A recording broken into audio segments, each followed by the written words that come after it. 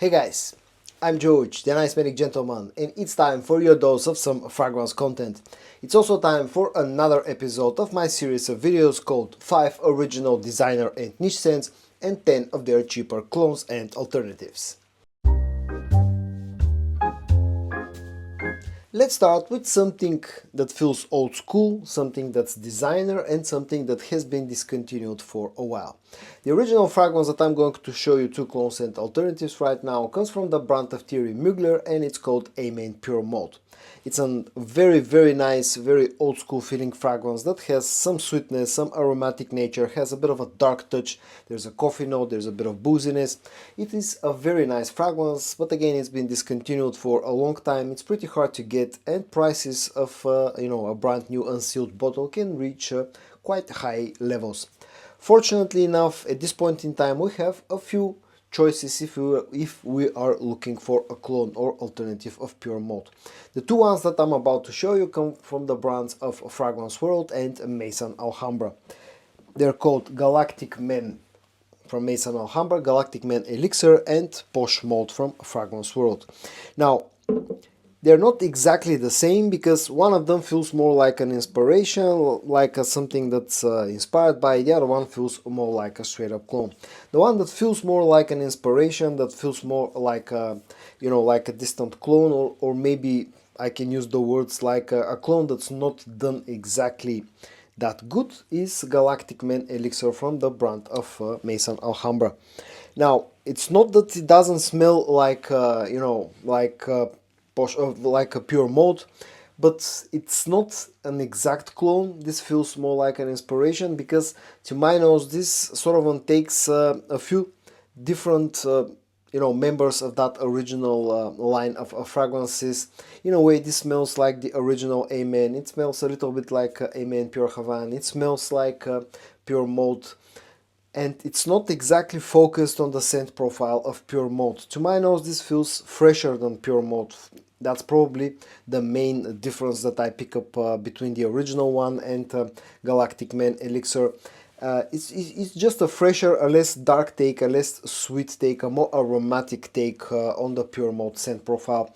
And maybe that's not necessarily a bad thing, because the original can be a little bit how to say it, can be a little bit too dark, maybe can feel a little bit too old school. This maybe feels like a slightly more modern version of a Pure Malt, a slightly fresher and more aromatic version of Pure Malt. On its own, this smells nice. It still smells old school, quite old school, I would say. It smells nice, and maybe it's a little bit easier to wear for some people than the original scent. Decent quality. Performance is good, I would say above average, and all that for a price of around about 20 euros here in Europe, so around about $25 in the US. The one from Fragrance World, which is called Posh Malt, actually feels a lot more like a straight up clone of of Pure Malt, because this just nails better the booziness, the slightly darker, sweeter nature of the original scent.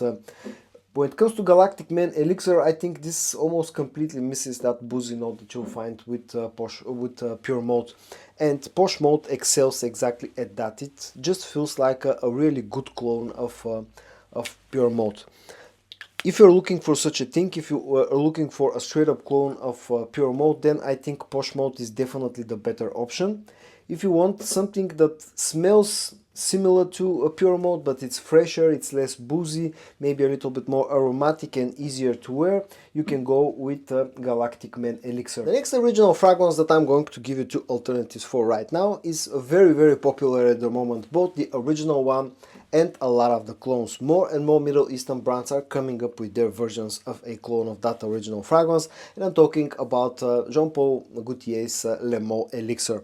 It's a fantastic fragrance, and we're seeing more and more clones of Le Malt Elixir coming out. Two of the latest ones that I've added to my collection come from the brands of Le Fate, which is basically a Hadlage sub-brand, and Arabiat Prestige. The one from Le Fate is called Intoxicate Blue Elixir, and the one from Arabiat Prestige is called simply Habib. But none of them feel like an exact clone of the original scent. When it comes to Intoxicate Blue Elixir, This is like a slightly fresher, a slightly more aromatic take on the original scent, maybe even with a hint of booziness. This has a little bit less sweetness, a little bit less of that thick honey, vanilla, tonka bean and amber sweetness, the ambery sweetness that you'll find with the original fragrance. This has more lavender, this has a little bit more mint. This just feels like a more airy and fresher version of Le Malt Elixir, but it's a good fragrance on its own. In fact, it's quite good. Has really good performance. In the air smells very similar to Le Malt Elixir. Comes really nicely packaged and it's very affordable. I personally picked this one up for less than 25 euros, so around about $25. At that price point, I think this is really a good deal. The other one, Habib from the brand of Arabiat Prestige. Again, doesn't feel like an exact clone. This one feels like a more fruity, a sweeter, less fresh and a less aromatic version of Le Malt Elixir. This also misses the note of tobacco. It has a bit of fruity sweetness, which in combination with the other sweet notes, with the honey, the vanilla, the tonka bean, the ambers, comes across as like almost smelling like a tobacco, sweet tobacco note, but it doesn't have the note of tobacco. And in a way, this reminds me a little bit of Virilis from the brand of Paris Corner, which feels even more fruity take on the original scent. This is like a mix between Le Malt Elixir and that Virilis fragrance from Paris Corner. None of them are straight up clones. Intoxicate Blue Elixir is fresher, whereas Habib is sweeter, it's a more fruity version. This one also has pretty decent performance, but in my experience, Intoxicate Blue Elixir offers better performance. It stays longer on skin, it also projects better because of its more aromatic nature, and also this is quite a bit less expensive. Habib costs around about 30 something euros, so close to the $40 mark, whereas again Intoxicate Blue Elixir is closer to the $25 mark. The next two fragrances that I'm about to show you come from the brands of Lattafa and French Avenue. They're called Lattafa Al Nashama and Paradigm from the brand of French Avenue. Both of them are clones of Initio's Paragon. And I really like Paragon. It's a very interesting, very uplifting, sort of a bright type of scent that has a lot of fruity sweetness, has some oud, some spices, has this really sort of a creamy smell, creamy texture to its scent profile. It's perfectly unisex in my opinion. It's one of those scents that always brings a smile to my face whenever I smell it.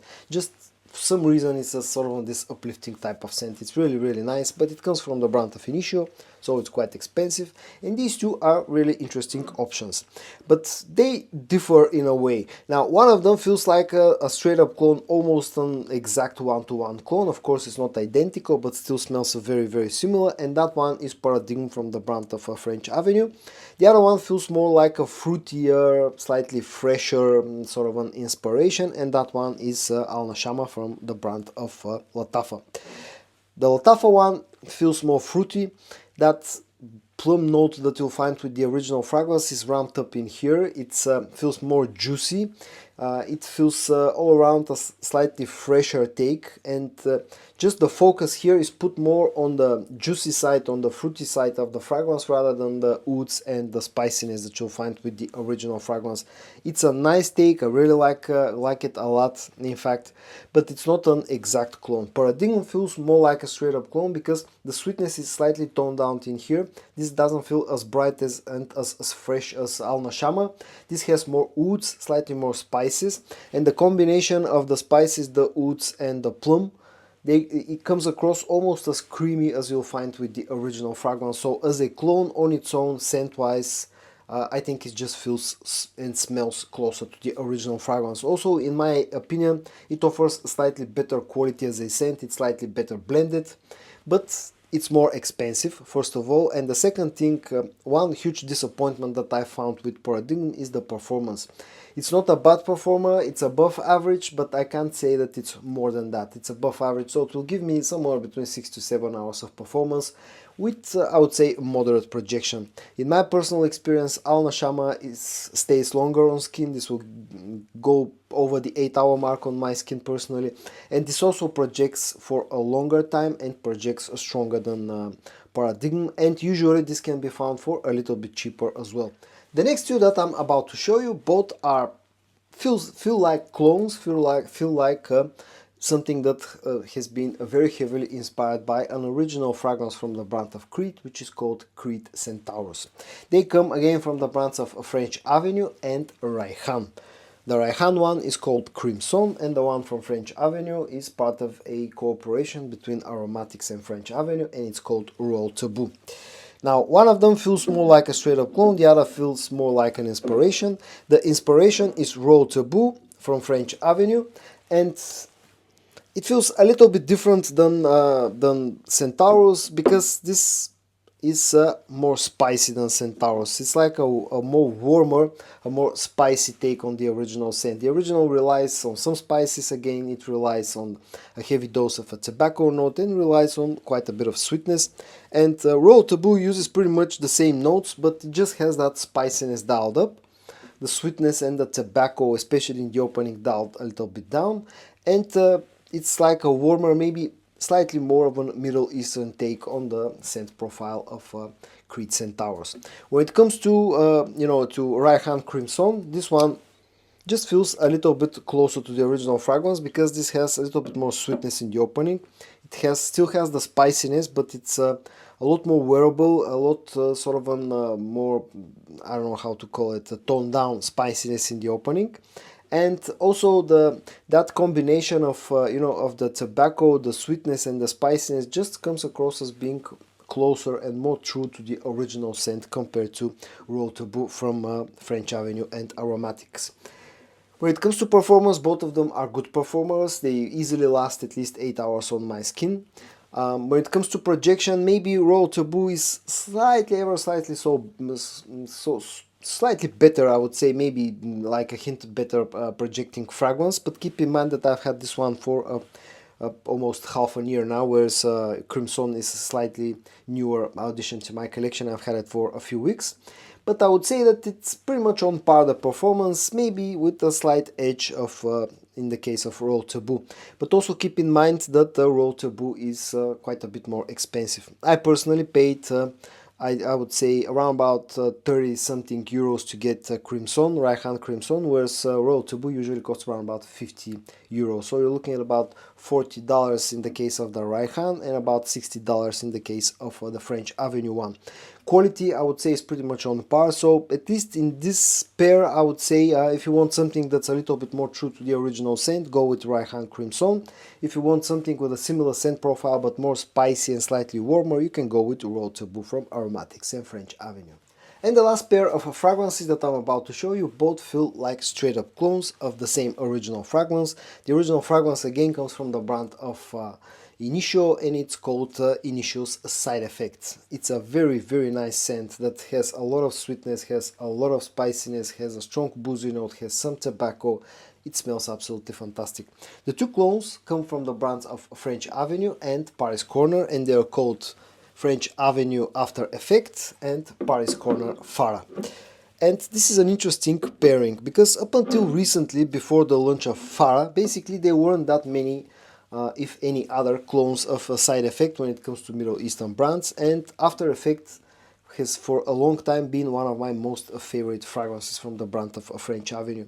It copies the scent profile almost completely right. It has the same notes as the original fragrance, but this one may be feeling a little bit warmer, a little bit spicier. It has a cinnamon note that's stronger to my nose compared to the original fragrance, and some people don't like that sharpness in the opening thanks to that strong cinnamon note, but it's a great fragrance that offers really nice quality, beastly performance, and smells very, very similar to the original fragrance. And I didn't expect that something at least as good as After Effects will come to the markets when it comes to Middle Eastern brands. But then I got my nose on Farah from Paris Corner, and I can definitely say that Paris Corner have done a fantastic job with this particular one, because in my opinion this smells even better than After Effects. It smells closer to the original fragrance, and that's down to the fact that the spiciness here is toned down to the same level that you'll find with Side Effect.